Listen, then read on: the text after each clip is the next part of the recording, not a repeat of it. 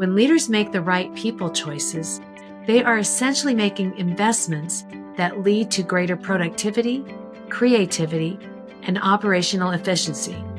For instance, when employees feel valued and see a clear career path within the company, they are more likely to contribute discretionary effort, going beyond their job descriptions to drive innovation and solve complex problems.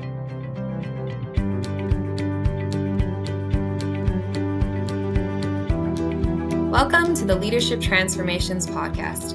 I'm your host, Stephanie Wilmore, accountability coach with Peridot Circle Consulting. In this podcast, we explore real-life situations with the help of our two founders and principal consultants, Janet Taggart and Linda Linfield. Today, we are joined by Janet Taggart.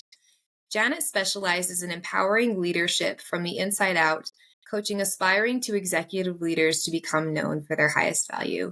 Thank you for joining us again, Janet. Delighted to be here, Stephanie. Thank you. And today we're going to be talking about a really important topic related to acquiring talent and developing talent and how that fits into the bigger picture of driving sustainable business success. And leaders have to navigate complex financial and people decisions. And so what are some key financial indicators that leaders should keep in mind related to acquiring talent and balancing financial decisions and people decisions? Well, fundamentally, every business leader needs to concurrently attend to two financial indicators that are the foundation of organizational viability: revenue generation and expense management. This affects every business decision, taking into account the impact on both revenue growth and the associated expenses. Leaders who excel at this balancing act can create financially sustainable and growth-oriented organizations. For example, if a company aggressively pursues growth opportunities without managing costs, it may overextend itself and risk financial instability. Conversely, if cost-cutting measures are too stringent, innovation and expansion efforts can be stifled. Therefore, leaders must continually evaluate how their investments, whether in technology, talent, or infrastructure, affect both their top-line growth and bottom-line efficiency. That makes sense. So it sounds like financial decisions don't exist in isolation. So how do choices about people impact business results? Well, in addition to balancing financial priorities, and more accurately, as part of the same equation, the leader recognizes that people choices can either help or hinder the achievement of business results. A company's ability to grow, innovate, and compete hinges on its people, how they are developed, how they perform, and how engaged they are in the organization's vision. When leaders make the right people choices, they are essentially making investments that lead to greater productivity, creativity, and operational efficiency. For instance, when employees feel valued and see a clear career path within the company, they are more likely to contribute discretionary effort, going beyond their job descriptions to drive innovation and solve complex problems. On the other hand, poor hiring or inadequate development opportunities can lead to disengagement, turnover, and a loss of institutional knowledge. That makes me think of an important issue that we tackle as coaches or as you work with organizations with Linda is helping organizations build a strong talent pipeline. So what should business leaders consider when assessing their talent pipeline? As an organization grows, leaders also want a better sense of their talent pipeline. They need to balance the talent development plans with talent acquisition efforts. Current employees and managers who are ready and eager to take on additional responsibilities can be great investments, and elevating leadership development efforts is an important strategy.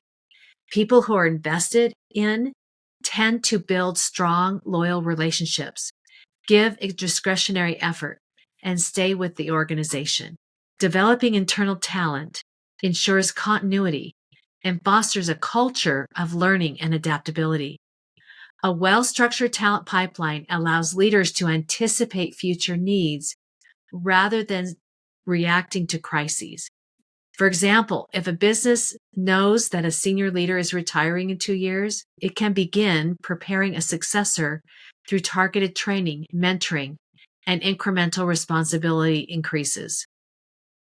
By doing so, the transition becomes smoother and the organization doesn't lose momentum. As we're talking about a talent pipeline, there's an example that comes to mind with a business leader that we've been working with for the last several years. During the time we worked with him, he became a newly promoted executive who needed to prove himself and to begin to pivot to the strategic relationships across the organization.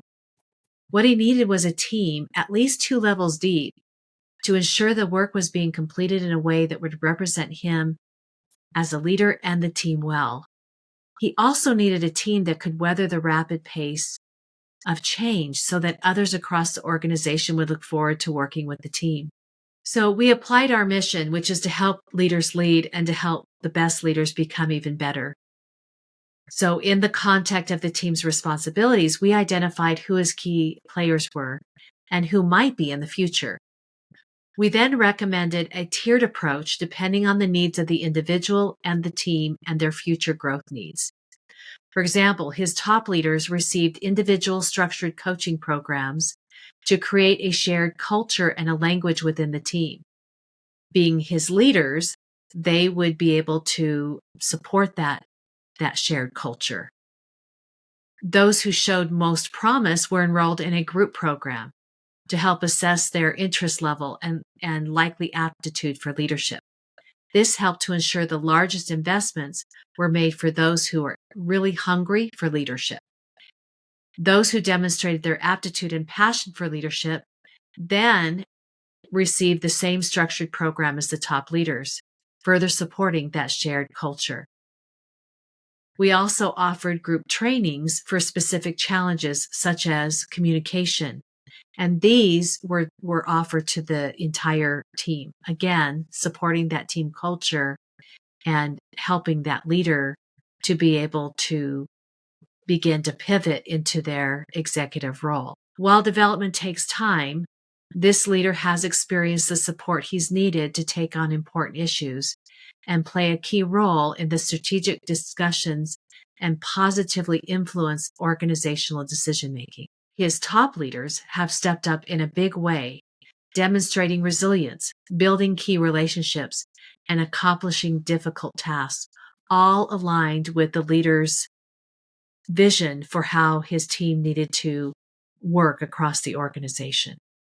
And new leadership talent hired onto his team is receiving the same development opportunities, furthering the culture of optimism and professionalism as these new leaders try to acclimate to a new organizational culture. I appreciate that example, Janet, because you shared how that organization internally was able to tailor different leadership development resources to help their people develop in their roles and become stronger leaders.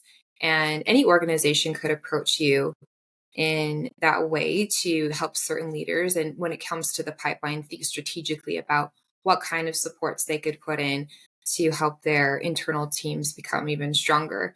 And so, so that's touching on internal development. What about external hiring? How does that fit into the picture of talent strategy? Well, Stephanie, as wonderful as homegrown talent can be, this strategy needs to be augmented with an external talent strategy. Especially vital to the growing organization is hiring key positions with those who have already excelled in similar or higher level positions at larger organizations, or in places they have already achieved the results that the hiring organization is striving toward. The strategy is to hire above the current abilities already found on the team so that when growth is achieved, it can be taken more in stride. In other words, at least some of the other leaders have been there, done that, and are not operating at the upper end of their experience and effectiveness like homegrown talent may be. Bringing in external talent provides fresh perspectives and expertise that might not exist internally. These hires can also serve as mentors to rising internal talent, accelerating their development. For example, a company scaling from a mid-size to a large enterprise may benefit from hiring a seasoned CFO who has already managed financial complexities at a larger company. This hire can implement best practices and guide internal teams through the transition. That's an interesting perspective about how external hiring plays into how a company or an organization navigates growth. And so, but how does a company figure costs associated with external hiring in their overall strategy? While external talent may be more expensive resources to acquire, and they may require a significant amount of time to bring up to speed on the inner workings of their new company, and they may not stay with the organization for a long time, they can have a lasting impact on the organizational learning and capability. The additional time and expense may be well worth the cost in terms of accelerating organizational achievement. The key is to weigh the long-term value against the initial cost. Yes, hiring a senior executive from a Fortune 500 company may come with a high salary, but if their expertise leads to a more efficient operations, stronger strategic partnerships, or faster revenue growth, the return on investment justifies the expense. So it sounds like it's about striking the balance between internal development and external hiring. So, how would you walk a leader through the steps to take in order to make those strategic talent decisions? The bottom line, as you think about your talent strategy inside the basic business growth expense trade offs, is that you have the opportunity to proactively understand and build your talent pipeline. Here are 3 key steps that will help with this. First, decide who to develop and which positions to deliberately acquire in order to achieve your vision. Leaders need to evaluate their existing workforce, identify high potential employees, and determine which gaps need to be filled externally. A structured talent review process can help identify emerging leaders and areas where external expertise is needed, and also to make the argument or the case for those strategies in support of either hiring or developing internal talent. The second key is to elevate your leadership development of internal talent. Investing in learning programs, mentorship, and leadership training can significantly enhance the capabilities of current employees. Providing cross-functional opportunities, leadership coaching, and targeted development plans can make internal promotions much more successful. And the third key is to expedite the time to productivity of the newly hired talent. Streamlining onboarding and integrating external hires effectively into the company culture can maximize their impact and shorten their adjustment period. Encouraging knowledge sharing between new and existing employees fosters a smoother transition. Yeah, those sound like, 3 recommendations that are really actionable. So before we wrap up, are there any other recommendations or insights that you would offer HR leaders and business executives about how to optimize their talent strategy? I would emphasize the importance of being proactive and intentional. Talent strategy should not be an afterthought. It should be a core component of business planning. The organizations that thrive are those that consistently invest in their people while making strategic external hires to complement their growth trajectory. Regularly revisiting and refining your talent strategy ensures alignment with business goals. The most successful companies create a dynamic, evolving approach to talent management that adapts to market trends, workforce shifts, and business growth needs. Well said. And, we really appreciate you coming on and sharing your expertise today about how organizations can optimize and strengthen their talent strategies. So thanks for taking the time out and touching on this topic. And to our listeners, we invite you to appreciate the experiences that have brought you here to this moment of your life's journey.